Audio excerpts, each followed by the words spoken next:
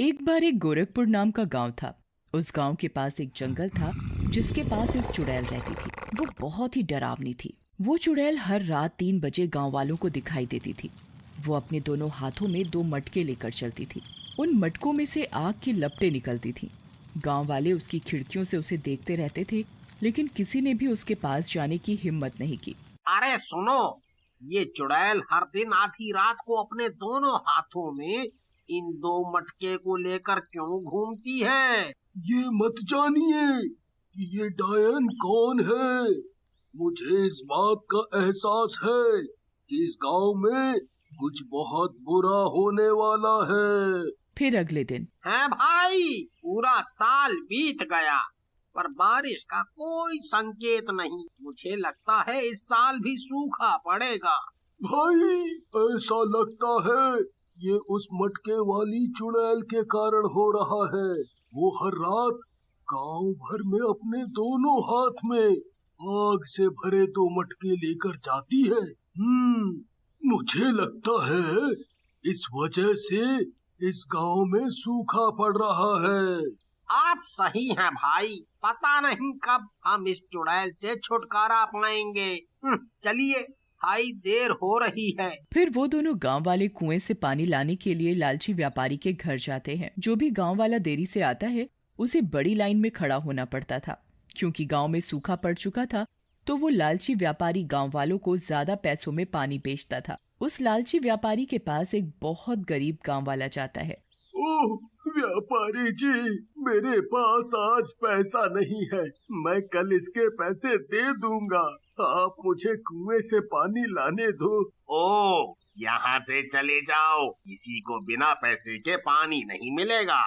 पहले पैसा दो और पानी ले जाओ। उस व्यापारी ने लालच की सारी हदें पार कर दी थी। एक दिन उसकी पत्नी सुनीता ने उस व्यापारी से इस बारे में बात की। सुनो, इस साल गांव में बहुत सूखा पड़ा है। हमें गांव वालों की मदद करनी चाहिए। हमें अपने कुएं के पानी के लिए उनसे पैसे नहीं लेने चाहिए। तुम क्यों ग्रामीणों के प्रति इतने दयालु रहती हो? जाओ और अपना काम करो। ये समय पैसा कमाने का है और मैं इस मौके को अपने हाथ से गंवाना नहीं चाहता। ठीक है, मैं भी इस घर में तुम्हारे जैसे लालची आदमी के साथ नहीं रहना चाहती। मैं जा रही हूँ अपने मायके। तुम जहाँ जाना चाहती हो वहाँ जाओ, मुझे कोई परवाह नहीं है। और सुनीता उस लालची व्यापारी को उसकी आदत के लिए छोड़ देती है और गुस्सा होकर अपने मायके चली जाती है। पर इस बात का व्यापारी को कोई दुख नहीं होता। वाह वाह वाह वाह वाह वाह, अब सही है। अब ये सारा धन मेरा हो जाएगा, मेरा। फिर अगले दिन गांव वाले पानी लाने के लिए कुएं पर खड़े हो गए। सामने एक साधु बाबा लाइन में खड़े थे। उस साधु बाबा को देखकर लालची व्यापारी उसके पास जाता है। देखो बाबा, इस कुएं का पानी मुफ्त नहीं है, इसके लिए आपको भुगतान करना होगा। बेटा, मेरे पास कोई पैसा नहीं है। फिर कहीं और से पानी ले लो, यहाँ कुछ भी मुफ्त नहीं मिलता। पानी पीने के लिए पैसे दो, नहीं तो जाओ यहाँ से। ये आप सही नहीं कर रहे हैं। आपके अंदर अब कोई इंसानियत नहीं बची। आपको अपने कर्मों के फल के भुगतान का सामना करना पड़ेगा। इतना कहकर संत वहाँ से चले गए। फिर रात में चुड़ैल फिर से गांव अपने दोनों हाथों में मटके लेकर आई। गांव वाले उससे बहुत डर गए। इस बार वो सीधे व्यापारी के घर गई और दरवाजा खटखटाया। ओहो, रात को पानी लेने कौन आया है? मुझे इतनी रात को नींद से उठाया। अब तो मैं उससे पानी के लिए ज्यादा पैसे लूंगा। तब लालची व्यापारी ने खिड़की से झांक कर देखा तो वो दंग रह गया। हे भगवान, मैं मर गया। ये मटके वाली चुड़ैल है। अरे, ये आज यहाँ क्यों आई है? अब मैं क्या करूं? अगर मैं दरवाजा खोलता हूँ तो वो मुझे जिंदा खा जाएगी। हे भगवान, मुझे इस चुड़ैल से बचाओ, बचाओ प्रभु, बचाओ। मटके वाली चुड़ैल ने फिर से दरवाजा खटखटाया, लेकिन डरे हुए व्यापारी ने दरवाजा नहीं खोला। फिर चुड़ैल ने दोनों मटकों में से एक मटके को उसके दरवाजे पर रख दिया और वहाँ से चली गई। हे भगवान, तेरा लाख लाख शुक्र है, मैं बाल बाल बच गया। फिर वह देखने के लिए बाहर निकला। वह अपने दरवाजे पर एक मटके को देखकर हैरान रह गया, जिसमें से आग की लपटें निकल रही थीं। ऐसा लगता है कि चुड़ैल यहाँ थोड़ा पानी मांगने के लिए आई होगी, इसीलिए उसने अपने मटके को पीछे छोड़ दिया। इसे पानी से भरने दो, नहीं तो वो मुझे नहीं छोड़ेगी। इसके बाद उसने मटके में पानी डाल दिया, लेकिन वो अंदर नहीं गया, बल्कि उस मटके की आग की लपटें और बढ़ने लगी। ओह, ये क्या हो रहा है? पानी ने मटके की आग नहीं बुझाई और ऊपर से आग की लपटें और बढ़ गई हैं। वो लालची व्यापारी और परेशान हो गया। फिर अगले दिन सुबह वो मदद के लिए सीधे उस साधु की झोपड़ी में गया, जिस साधु को उसने पानी पिलाने से इनकार कर दिया था। वो बहुत डरा हुआ था, ये सोचकर कि पता नहीं अब वो साधु मुझे माफ करेगा या नहीं, या मेरी मदद करेगा भी या नहीं। साधु बाबा, मुझे माफ कर दो। मैंने तुम्हें उस दिन पानी लाने नहीं दिया था। मुझे उस दिन के बाद खुद पर बहुत शर्म आई बाबा।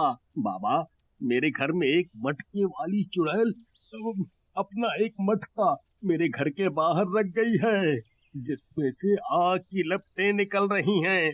मैंने भी पानी से आग बुझाने की बहुत कोशिश की, पर बुझने की बजाय और बढ़ गई। बाबा, मेरी जान बचा लो बाबा।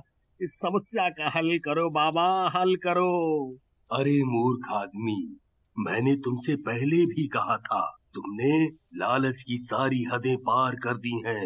अब तुम्हारे अंदर इंसानियत नहीं बची है, इसलिए चुड़ैल ने तुझे भूत लोक का मुखिया चुना है और उसने तुझे एक बुलावे के रूप में वो मटका दिया है। अच्छा बाबा। बाबा, अब ये बताइए कि अब मैं क्या करूं? मैं चुड़ैलों की दुनिया का मुखिया नहीं बनना चाहता। कोई तो उपाय बताओ बाबा, इस मुसीबत से बाहर निकालो। अब तुझे उस चुड़ैल से कोई नहीं बचा सकता। लालची व्यापारी उदास होकर अपने घर की ओर चल देता है। फिर अगली रात को वो लालची व्यापारी बहुत डरा हुआ होता है। उसके दिमाग में बस वो मटके वाली चुड़ैल चलती रहती है। हे भगवान, रात के 3 बज गए हैं। पक्का वो चुड़ैल फिर मेरे घर के बाहर आएगी। लालची व्यापारी को फिर से डरावनी आवाजें आने लगती हैं। हे भगवान, लगता है ये मटके वाली चुड़ैल फिर से आ गई है। अरे बचा लो प्रभु, बचा लो। तब चुड़ैल अपने एक हाथ में एक मटका लिए हुए आ रही होती है। हे भगवान, ये मटके वाली चुड़ैल आज फिर अपने एक हाथ में एक मटका लेकर आ रही है। तब डायन ने दरवाजे पर एक और मटका रख दिया और वहां से चली गई। अरे राम, उसने यहाँ एक और मटका रख दिया है। हे भगवान, अब मैं क्या करूं? अगले दिन पूरे गांव में व्यापारी के घर में मटके वाली चुड़ैल की बात चल रही थी। अरे भाई, तुम्हें पता है कि चुड़ैल व्यापारी के घर पर 2 मटके छोड़ गई है। हाँ भाई, मैंने सुना है और जाके देखा भी है। वहाँ कुएं के पास 2 मटके पड़े थे। हाँ, कोई ग्रामीण 2 दिनों से पानी लेने नहीं आ रहा है। अब मैं क्या करूं? कैसे कमाऊं पैसे? इस चुड़ैल ने मेरे व्यवसाय को नष्ट कर दिया है। उसने फिर से मटके की आग को शांत करने की कोशिश की, लेकिन आग की लपटें और बढ़ गईं। हाय, मैं मर गया। ये आग और भी बढ़ गई। अब क्या करें? क्या करें? फिर रात को घबराया व्यापारी खिड़की से बाहर देख रहा था और उसने चुड़ैल